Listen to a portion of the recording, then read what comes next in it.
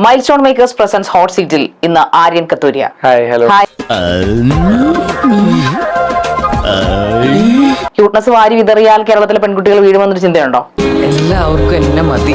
ചിന്തയൊന്നുമില്ല, വീടുവാണെങ്കിൽ വീഴട്ടെ, അത് അവരുടെ ഇഷ്ടം. ഇതിപ്പോ എവിടെ നിന്ന് ചാടി? തുടക്കത്തിൽ തന്നെ ഭയങ്കര ആറ്റിറ്റ്യൂഡ് ആണല്ലോ. ഇല്ല, ഞാനാണോ ഇന്റർവ്യൂ? ഇങ്ങനെ ഇരിക്കാം, കുഴപ്പമില്ല. നിങ്ങൾക്ക് എങ്ങനെ കംഫർട്ടബിൾ അങ്ങനെ ഇരിക്കാം. നിങ്ങളൊരു മലയാളിയാണോ? ആണ്. അപ്പൊ നിങ്ങൾ ഇവിടെ നാച്ചുറൽ ആക്ടേഴ്സിനൊക്കെ നിങ്ങൾക്ക് അറിയാലോ. നാച്ചുറൽ ആക്ടേഴ്സും അൺനാച്ചുറൽ ആക്ടേഴ്സും അങ്ങനെ ഒന്നും ഇല്ല. മലയാളിയായിട്ട് നിങ്ങളോട് ഞാൻ ക്വസ്റ്റ്യൻ ചോദിക്കട്ടെ? ചോദിക്കണ്ട. മലയാളിയായിട്ട് ചോദിക്കണ്ട, ഒരു ഇന്ത്യൻ ആയിട്ട് ചോദിച്ചാൽ മതി. എന്താ എന്റെ ഉദ്ദേശം? ബോധമുള്ള എല്ലാ ഇന്ത്യൻസിനും അറിയാം മലയാളി എവിടെയാണ് താമസിക്കുന്നത്. ലണ്ടനിലല്ലല്ലോ കേരളം ഉള്ളത്, ഇന്ത്യയിലല്ലേ കേരളം ഉള്ളത്. സോറി, അത് അറിഞ്ഞില്ല കേട്ടോ ഞാൻ. ഓക്കെ, അപ്പൊ ഞാനൊരു ചോദ്യം ചോദിക്കട്ടെ? വെളിച്ചെണ്ണ എങ്ങനെ ഉണ്ടാക്കുന്നത്? ഇത് വടി കൊടുത്ത് അടി വാങ്ങുന്ന പരിപാടിയാണല്ലോ ബാബു. സെക്കൻഡ്, തേർഡ്, ഫോർത്ത് ഒരു സ്റ്റാൻഡേർഡിലും എന്റെ ഒരു അഭിപ്രായത്തിൽ അങ്ങനെ വെളിച്ചെണ്ണ അങ്ങനെ ഉണ്ടാക്കണം പഠിപ്പിച്ചിട്ടില്ല. ഞാൻ കുക്കിംഗ് അല്ല എടുത്തത് സ്കൂളിൽ. 1 കിലോ അരിക്കാൻ എന്താണ് വില? 1 കിലോ അരിക്കാൻ എന്താണ് വില? ഏതാ റൈസ്? 5 വെറൈറ്റി ഉണ്ട്. ബാസ്മതി ഉണ്ട്, ഇതുണ്ട്. ദൈവമേ, മൂർഖനെയാണല്ലോ ചവിട്ടിയത്. ഞാൻ ചോദിക്കട്ടെ, ബാസ്മതി അല്ല, നമുക്ക് ഇവിടെ ഉള്ളത് ചാക്കരി, കുത്തരി അങ്ങനെയൊക്കെ പറയുന്നത്. ഇല്ല, ഇവിടെ ബാസ്മതി ഉണ്ട്. ഓക്കെ, ബാസ്മതിക്ക് എത്ര വില? ബാസ്മതിക്ക് എന്തിനാ ഞാൻ പറയുന്നത് നിങ്ങളുടെ വില? 100-150 റൈസ് ഉണ്ട്. അത് നിങ്ങൾക്ക് എല്ലാത്തിനും ആൻസർ വേണം.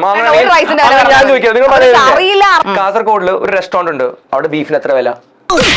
കിട്ടിയല്ലോ, ഇവിടെ ഇവന് എത്ര കിട്ടിയാലും മതിയാകും. ഓക്കെ, 3-4 മാസം നിങ്ങൾ കൂട്ടത്തിൽ താമസിപ്പിച്ച് നിങ്ങൾക്ക് തോന്നുകയാണ് നിങ്ങൾക്ക് പറ്റുന്ന ഒരാളല്ലെന്ന് തോന്നി കഴിഞ്ഞാൽ ആ പെൺകുട്ടി നിങ്ങൾ ഉപേക്ഷിക്കും. ഞാൻ എന്റെ എഫേർട്ട് എപ്പോഴും 100% ആയിരിക്കും എന്റെ സൈഡിൽ നിന്ന്. ഓ, നിങ്ങൾ ഭയങ്കര മാതൃകാ പുരുഷനായിരിക്കും, മേ ബി അല്ലെ? കുലപുരുഷനായിരിക്കും എന്ന് വെച്ചാൽ അതിന്റെ അഹംഭാവം അവനില്ലട്ടാ. ഞാൻ ആങ്കറിലാണ് സ്പെഷ്യലൈസേഷൻ ചെയ്തിരിക്കുന്നത്, മനസ്സിലായോ? എനിക്ക് തരുന്ന ജോബ് 100% സാറ്റിസ്ഫൈഡ് ആയിട്ട് ചെയ്യുക എന്നുള്ളത് മാത്രമാണ് ചെയ്യുന്നത്. പക്ഷെ ഞാൻ അതിൽ ഫേക്ക് അല്ല.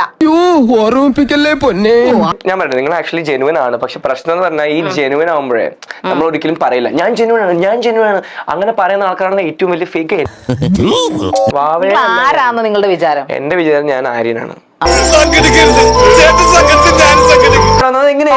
കോളേജൊക്കെ കഴിഞ്ഞതല്ലേ? ഇല്ലില്ല, സ്കൂളിലാണ്, ഫസ്റ്റ് സ്റ്റാൻഡേർഡില്. വല്ല കാര്യമുണ്ടോ? എന്തിനാണ് ഇങ്ങനെ ഇല്ലാന്ന് നടക്കണേ? നിങ്ങൾ ഈ നാട്ടിലെ സമൂഹത്തിലെ സകല പെൺകുട്ടികളെ അപമാനിക്കുന്ന പരിപാടിയാണ് നിങ്ങൾ ഇരുന്ന് പറയുന്നത്. എന്തോന്നാടോ ഇത്? എവിടെ നിന്ന് കിട്ടിയോടോ ഈ ഉണ്ടാക്കണേ? കഷ്ടം. ചിരിക്കുന്നോ?